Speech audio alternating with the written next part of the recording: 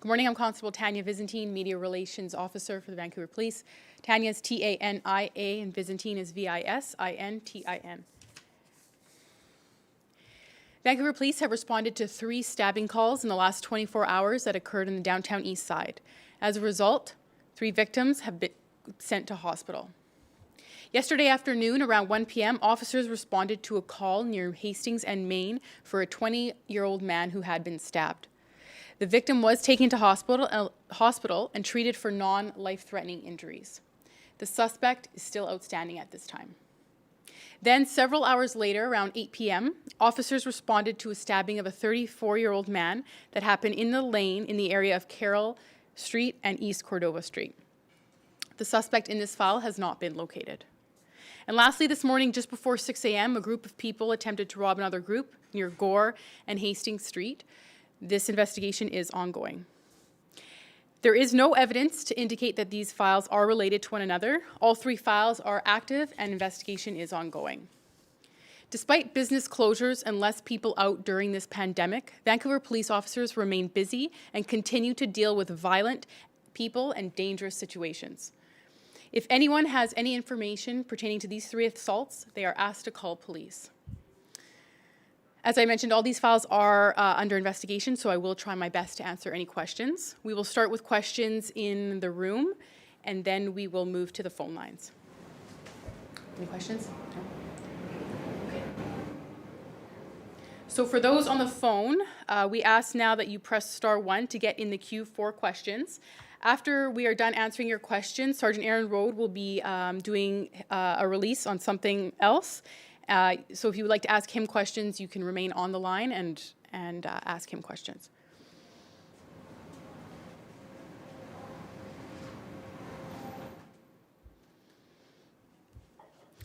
Hi there, state your name and where you're from. Hi there. Hi there, quick question from Stephanie at the Sun. Just wanted to confirm, so that was 3 separate stabbing incidents, 4 victims, but only 3 people went to hospital. So it was just the 2 from the last stabbing and then the 1 from the first stabbing. Is that correct? So the first 2 have sent people to hospital. As for the incident that happened this morning, it is super fresh, and our investigators are actively working on it right now as we speak, so I cannot speak to it. So I can't confirm anything in that situation, unfortunately. So. Oh, so, no, sorry, no, I just wanted to clarify which of the 3 victims were taken to hospital. Announcing participants. 4 people? So there were, one from last night and one from yesterday afternoon and one from 8 p.m. last night. And I don't have any information on the one from early this morning. Okay, thank you. Yeah, you're welcome.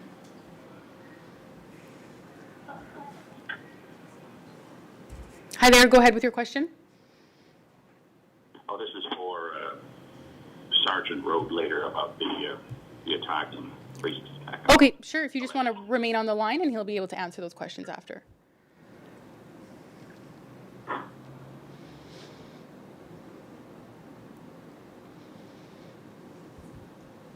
Okay, I'll now get Sergeant Aaron Rode to come up.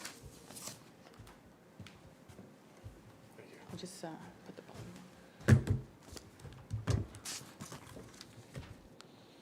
Hi there, Sergeant Aaron Rode, Media Relations Officer for the Vancouver Police Department. Rode is R-O-E-D. Vancouver Police arrested a man on Saturday afternoon after he smashed the window of a vehicle parked in Chinatown with 2 Asian women inside. This was a random, unprovoked incident and would have been very terrifying for the victims. It was particularly concerning for responding officers considering the anti-Asian crime and incidents we have seen in Vancouver recently. The women were confronted by the suspect after they parked their car in the area of Columbia Street and East Pender. While they were in the car, he yelled obscenities at them and then smashed a window with a chisel he was carrying in his backpack. Police were called and officers were able to locate and arrest the suspect with help of witnesses. The man was transported to the Vancouver Police Jail, where he was released on an undertaking to appear, which requires him to attend court at a later date. Our major crimes section, our diversity and hate crimes investigators have looked into this file and are investigating it. Patrol officers are still gathering information, and we will be presenting a package to Crown for their approval.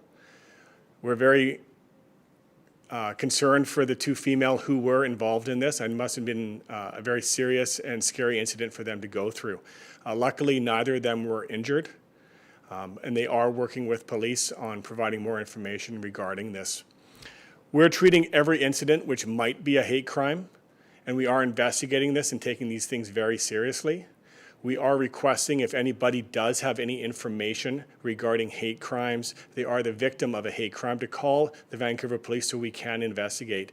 We do still feel this is an underreported crime, and we are asking anybody, if they have information regarding any suspicious activity, any crimes involving hate, to contact Vancouver Police so we can look into these issues. Is there any questions? We're going to go to the phones again.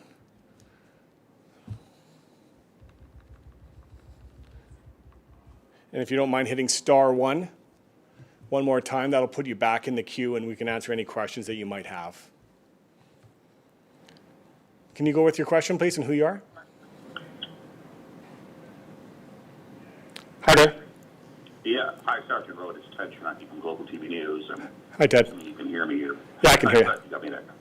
Yeah, just this incident on Saturday in, I guess, Chinatown, pretty much, right? That's Columbia and East Pender. That's Chinatown. Yeah, that'd be right close to the front, the Pender gates of Chinatown. Okay, a couple of questions here. First one, I guess, is why do you think the hate crimes are being underreported? What makes you think that?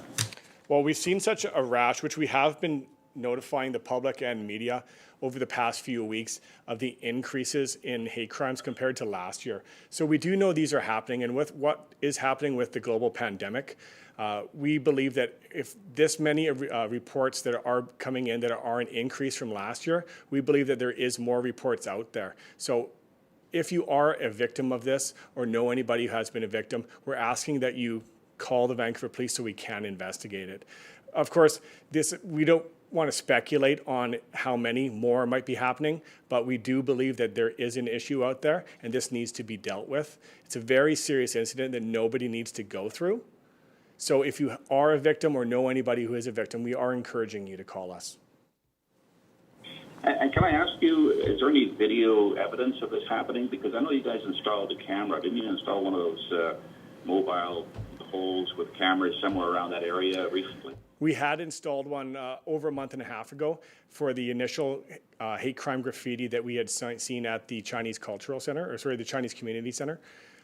Those cameras were there. For the location of this last mischief and to the vehicle with the window being smashed out, our officers are conducting a thorough investigation, and they will be looking for any CCTV cameras in that area. But you don't know if you have that on visuals right now or dash cams or anything like that? I don't have any information on the status if we do have any yet. If anybody does have any CCTV footage or surveillance of this incident and this crime, please contact investigators so we can come and get it. And my last question is, this person that's been arrested, is he known to police or is he at a fixed address, or are you releasing his name? We're not releasing his name yet. He was released on an undertaking to attend court at a later date. So we are going to be able to gather more evidence and present the best package we can to Crown for their review and approval. So we are not able to release his name at this time. We have had dealings with this individual in the past, and we're concerned for him as well. We want to know why he did this. So our investigators are going to conduct a thorough investigation and figure out what's going on. We're very pleased that these two individuals were not physically hurt, but they are going to have to deal with a traumatic incident. Okay, thanks. Thanks, Ted. Can you state your name and where you're calling from, please? Hi there, it's Stephanie up with the Sun. I know Vancouver Police are asking people to report hate crimes if they are either a witness or a victim or involved somehow in an incident like this. But I think as an Asian person myself, I think a lot of people experience things like this and try to brush it off and think, that wasn't serious enough to report.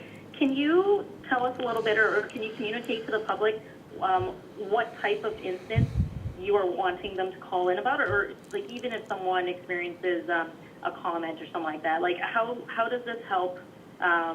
Will this help police kind of, I guess, track where this trend is going? Well, this is a situation, hate crimes are nothing new. We've always had hate crimes in the city of Vancouver, and unfortunately, this is something that happens around the world. With what is happening with the global pandemic, we have seen a definite increase, which many cities, I think probably all cities around the world have.